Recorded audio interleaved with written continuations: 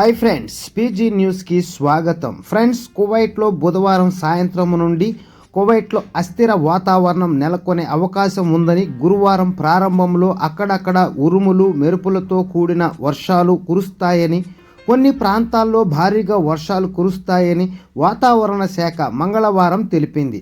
వాతావరణ చార్ట్లు తేలికపాటి వాతావరణాన్ని సూచిస్తున్నాయని, పాక్షికంగా మేఘామృతం నుండి మేఘామృతం వరకు వర్షం పడే అవకాశం ఉందని, బుధవారం సాయంత్రం పొగమంచు ఏర్పడే అవకాశం ఉందని వాతావరణ శాఖ యాక్టింగ్ డైరెక్టర్ ధిరార్ ఆలీ ఆల్ తెలిపారు. గురువారం రాత్రి వాతావరణ అస్థిరత కొనసాగుతుందని, మేఘామృతంతో ఉరుములు మెరుపులతో కూడిన వర్షాలు కురిసే అవకాశం ఉందని, కొన్నిసార్లు భారీగా వర్షాలు కురుస్తాయని, పొగమంచు ఏర్పడే అవకాశం ఉందని ఆయన అన్నారు.